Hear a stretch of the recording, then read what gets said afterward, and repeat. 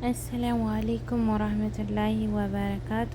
ዲና የተከበራችሁ የዩቲዩብ ቤተሰቦች እንዴት ናችሁ? ደህና ናችሁ ወይ? እኔ ሰላም ነኝ። ሁላችሁንም ሰላም ብያለሁ። ውድ የሀገሬ ልጅ በያላችሁበት አላህ ይጠብቃችሁ። ዛሬ ይዤላችሁ የመጣሁት የነብዩ ሰለላሁ ዐለይሂ ወሰለም ሚስቶች ታሪክ ክፍል 3 ነው ማለት ነው። ከባለፈው ካቆምኩበት እቀጥላለሁ። እንደ ነብዩ ሰለላሁ ዐለይሂ ወሰለም ሚስት አይሻ ረዲየላሁ ዐንሃ ያላት ቦታ ላቅ ያለ ነበር። ለሁሉም ሴቶች በሁሉ ዘመናት በሞዴልነት ሲጠቀስ የሚኖር ቀላልና ያልተወሰበ ሕይወቷን ነበረ ተገፋ የነበረው። ነብዩ ሰለላሁ ዐለይሂ ወሰለም በሕይወት ወጣ ውረዶችና በዲዕዋ ስራ እጅግ ተዳክመውና ልባቸው በሐዘን ተጎድቶ ወደ ቤት ሲመጡ በልዩ የማጽናናትና የማስደሰት ችሎታዋ ተጠቅማ ሸክማቸውን ሁሉ ታረግፍላቸው ነበረ። አይሻ ረዲየላሁ ዐንሃ ከነብዩ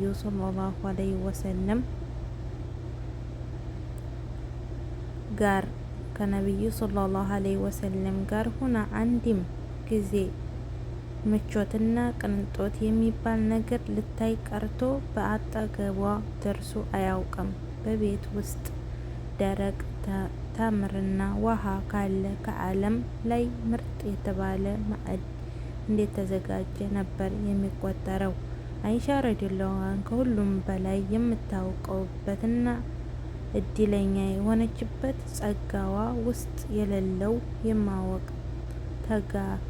ተጋቷና ብርሃን አእምሮዋ መሆን አይከዳትም። ይህንን ጉዳይ አስመልክቶ አዘብዕር ሲናገር እንዲህ ብለዋል። የአይሻ ረዲየላሁ እውቀት በዘመኗ ከነበሩ ሴቶች ሁሉ ጋር ብንመዝነው የእሷ እውቀት ያስከነዳቸው ነበረ። ኢሻ ኢብኑ ኡረዊ ደግሞ እንዲህ ብለዋል። እኔ ይህንን ያህል የቁርአን አንቀጾች፣ የግዴታ አመልክቶ ተግባራትን፣ ፈራኢድ፣ ሱናን፣ ስነ ግጥምን፣ ታሪክን፣ የሰዎች ዘር ጥናትና ፍርድና ሕክምና በተመለከተ እውቀት ያለው ሰው ከአይሻ በቀር አላውቅም። አንድ ጊዜ እንዲህ በማለት ጠየቋት፣ ስለ ሕክምና እንዴት ልታውቂ ቻልሽ አክስቴ? እርሷም እንዲህ በማለት መለሰችላቸው፣ ሲያመኝ ነብዩ ሰለላሁ ዐለይሂ ወሰለም ሌሎች ሰዎች ሲታመሙ መድኃኒት እንደሚያደርጉላቸው ሁሉ ለእኔም ያዙልኝ ነበር። እንዲሁም ሰዎች ለታመመ ሰው መድኃኒት ሲያዙ እነዚህ ሁሉ በአእምሮዬ በመመዝገብ አጠናቸዋለሁ። አንድ ጊዜ መስሩቅ አይሻ ፈራኢድ ግዴታ በመሆን የአመልክቶ ተግባር አንጻር እውቀቷ የተሟላ ነው የሚል ጥያቄ ቀርቦላት እንዲህ በማለት መልሷን በአላህ ይሁንብኝ ታላላቅ የሚባል ሱሐቦች እንዲህ ጉዳዩን በአላህ ጉዳዮች አስመልክቶ ሲጠይቋት ተመልክቻለሁ። ይህንን ሁሉ ጸጋ የያዘችው ወጣት የዞሩ ሰው ከድክመት አያስመልጣትምና የቅናት በሽታ ነበረባት። ከነብዩ ሰለላሁ ዐለይሂ ወሰለም ሚስቶች ሁሉ እጅግ ቀናተኛ እርሷ ነበረች። ይህንን በእርግጥም በአንድ ሰው ስር ያሉ ሰዎች ናቸው የወል ባህሪ ሊሆን ቢችልም የእርስዎ ግን በየጊዜው ሲንጸባረቅ ማየት የተለመደ ነበር። ሆኖም ግን በዚህ መንፈስ ተነሳስታ የአላህ ድንበር ያለፈችበት ማንም የጎዳችበት አንድም ጊዜ የለም። አይሻ ረዲየላሁ ዐንሃ በሕይወት ዘመኗ እጅግ አደገኛ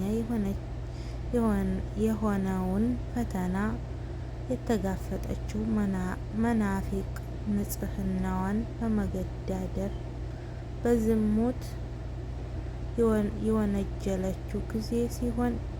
የወነጀሏት ጊዜ ሲሆን ያንን ፈተና ኢፍክ አላህ ከሰማያት ቁርአን አወረደ።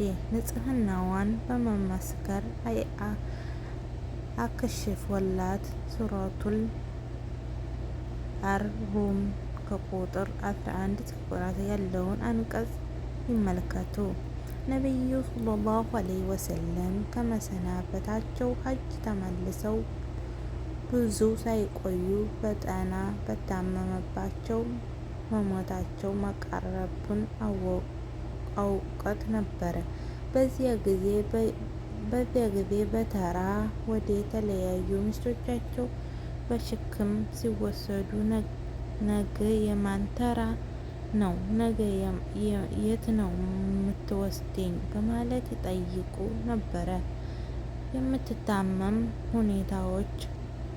የመታመም ሁኔታዎች ያስተዋሉት የቀሩት ባለቤቶቻቸው ተመካክረው ተራቸውን ሁሉ ለአይሻ ረዲየላሁ እንዲሰጧትና እርሷም ዘንድ ሆነው እንዲታመሙ መፈቀዳቸውን ገለጹላት። በዚህ አይነት ነቢዩ ሰለላሁ ዐለይሂ ወሰለም ወደ አኼራ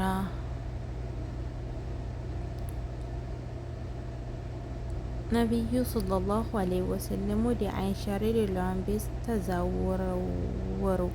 እዚህ እርሷን ቀናስ ሌሊት እንከባከባቸው ጀመር። ህመሙ የጠናባቸው በመሰላት ጊዜ አባትና እናቴ መስዋዕት ይሁንልዎት የአላህ መልእክተኛ ሰለላሁ ዐለይሂ ወሰለም ትላለች። የአላህ መልእክተኛ ሰለላሁ ዐለይሂ ወሰለም የመጨረሻዋ ህይወታቸውን የተነፈሱት ጭንቅላታቸውን በአይሻ ረዲየላሁ ጭኖች ላይ እንዳደረጉ ነበረ። የአላህ መልእክተኛ ሰለላሁ ዐለይሂ ወሰለም የተቀበሩት በሞቱበት ቦታ ላይ ነበረ።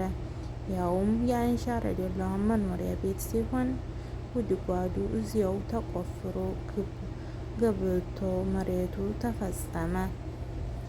ተወዳጅና ብልኋ ባለቤታቸው አይሻ ረዲየላሁ ከእርሳቸው ጋር የቆየች አስር ለሚሆን ዓመታት ብቻ ሲሆን እርሳቸውን በሞት ካጣች በኋላ ግን ብቻዋን 50 ለሚሆን ዓመታት አሳልፋለች።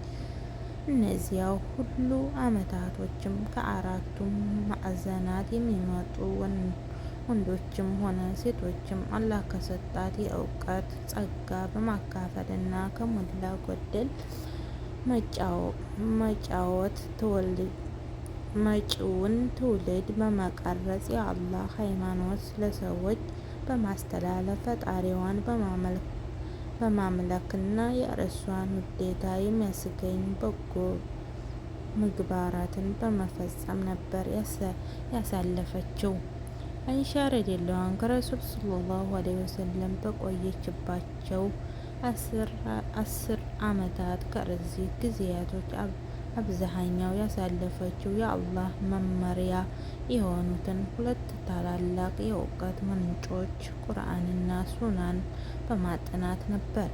አይሻ ረዲየላሁ ቁርአን በልባቸው ከቋጠሩ 3 የነቢዩ ሰለላሁ ዐለይሂ ወሰለም ሚስቶች አንዷ ነበረች። ሁለቱ ደግሞ ሐፊዛ ቢንት ዑመር እና ኡሙ ሱለይማን ነበሩ። ሐፊዛ እና አይሻ ረዲየላሁ ነቢዩ ሰለላሁ